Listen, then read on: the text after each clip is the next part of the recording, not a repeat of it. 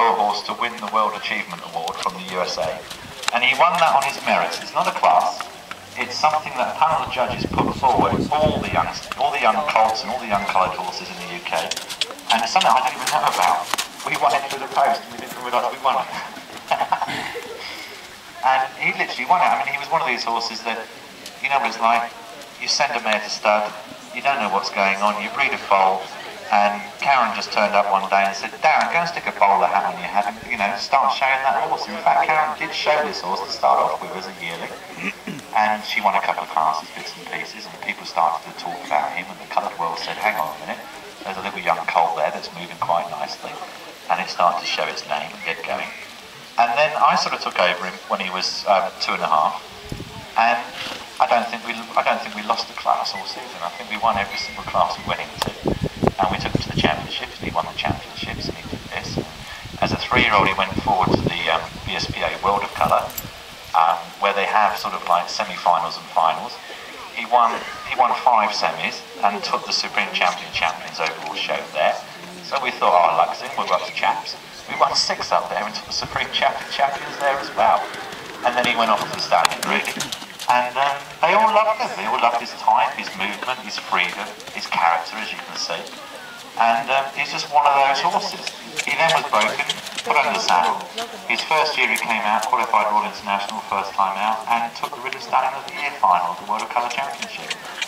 After that he went to stud. He's actually a stallion who's produced national and international champion young stock since 2004.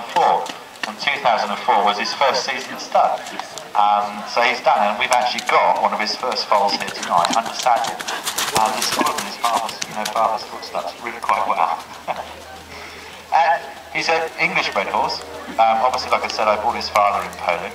His Polish father is actually trainer bred, and it goes back to Rewan's Ritterspawn, which is the sire line of Rembrandt, the real top-class dressage stallion. His dam side was a show horse. Easter Bunny unfortunately got damaged as a 4-year-old, but the line itself was out-and-out riding horses, and it went through Crystal Rose, his Irish Draft Cross Thoroughbred, with Snowford Bellman, that a lot of people have heard about. Snowford Bellman is probably the highest, certainly the highest rated Irish Draft stallion in America at this present time. And that line's Skippy all the way through, and on his dam side goes back to probably one of the most famous show ponies in the whole world, Blythe Valentino. And it's really, that's why Albany has become probably really quite well known. Not only for himself, but obviously from what he produces. And he really does produce a small and large riding horse type. And it's very dependent on the mares. And what you're going to see tonight is a whole variety of mares coming forward. Different breeds, different bloodlines, different types. And you'll see how this stallion helps or doesn't help. You'll see. You'll make your own decisions on the foals. But 99.9% of Albany foals offers the mare owner just something a little bit more, what they're looking for.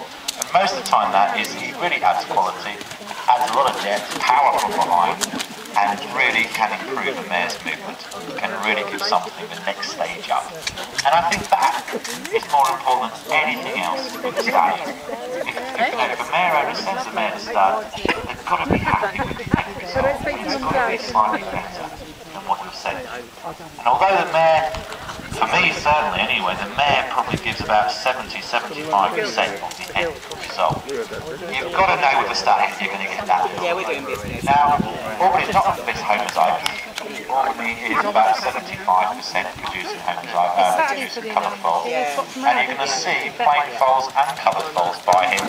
And that's a good thing, not a bad thing. You'll see how the type stays. And, you know, it doesn't really matter. For me, it doesn't matter if they're coloured or not.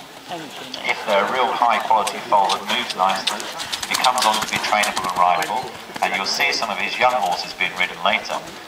To me, that's well worthwhile spending your money. You can see what I like about it. Play with him, go on. Have a sword in front of you, get him rearing. He's just a character. And it's great now. I mean, we've been established a few years with this little stallion now, and it does take time with any stallion. You know, you get lots of people get a brand new stallion and they think, oh God, next year I'm going to get the champion. And you don't. You know, I would say you need a little bit of luck. You've got to kiss the grass, don't you? Just that in like this, you know. Hey, mate. And he says, hey, hey, look at me. Oh, steady. Steady. Normally. Hey, hey, hey, hey, hey, hey. I'm a racehorse. What's yours? That's sure. It's like a dog, man.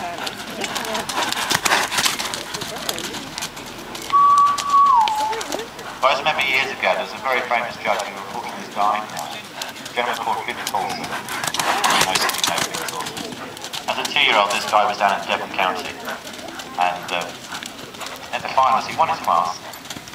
He took the champion down there. And in the afternoon, they had to go forward to the main arena for a presentation of all the winners and all the final winners. Go forward to the main arena for a decision by a well-respected judge. And Vic was that judge that day. And as a 2-year-old, this guy stood down there against the hunters, against the riding horses and everything else. And it's a comment that was made by Bill in the ring, over a loudspeaker like we are tonight. And he actually turned around and says, I don't really like coloured horses. I much prefer a brown one. He says, but I have to say, the Supreme Championship of this whole show is going to go to the coloured horses. Because even if it wasn't coloured, it's still the best horse in its day. And that's the most important thing about coloured horse breeding. If you can take the colour off and make it brown, you can still like it if it's brown, but you should really like it if it's coloured. You know, if you take the colour off and you don't like it, it doesn't really need to be coloured anyway, does it? It's just not very nice horse. He'll like that. You attack him and he'll attack you back. Go on, get him in there. There you go. So I used to play around with them. You obviously know that I come from the film industry, and when you do that, you tend to like about horses anyway. But it's a really good thing for the colts. Certainly colts, they can be frightened of people so quickly. So to laugh about and play around with them, they just get that bond. You know, and he's a horse that both me and Karen have got a wonderful bond with him. We owe our lives to him, you know. He's been a great little horse. And to me, the ultimate in any breeding, you know, you can do it, you get the result. We did it, we got the result, and that's what horses are all about. Long may you carry on, I say. But a lot of people actually think this horse is warm blood. In actual fact, it's not. Basically, it's Irish cross thoroughbred, isn't it? The warm blood's just there for the movement. And it's a little trick in breeding. When you look through some pedigrees sometimes, there's certain horses, if you get continental books, especially the Dutch, they start to tell you what stallion to provide. They've literally worked it all out. And this little horse, the Rewans line of this little horse is a Trakehner line that extends right the way back. And it's almost like the homozygous of the Thomas horse. It guarantees you movement all the way through. And that's what you need. You know, we've had mares come through that really, they say to me, Darren, my mare doesn't move at all. And you say, well, you know, it would improve that, I can guarantee it. And that's certainly something I can do with most mares coming forward to all the we go on. I think what we need to do is probably get the old man out and we'll start showing you some of the folders. Now what we're going to do here, we're going to split it all up, right, because the Furtherstad fold here, it's not just about being Karen and Furtherstad. What we actually like to do is bring the people that send them there to the staff, they actually come here and show their foals on them. They're obviously quite proud about them, but it's a great insight to anybody who's thinking about breeding, is to actually see the results. You know, you'll see the big one, the small one, the fat one, the skinny one, one that can move, one that can't. They've all got little babies and they're all coloured by him, but you'll see how mares play just as an important part as the stallions do. Yeah. How old is he? He's 11 years old now. Makes me feel old. He was born in the barn with 6 inches of snow outside. And I think Furtherstad created was in the cattle shed. And it was cold and wet, I remember the day.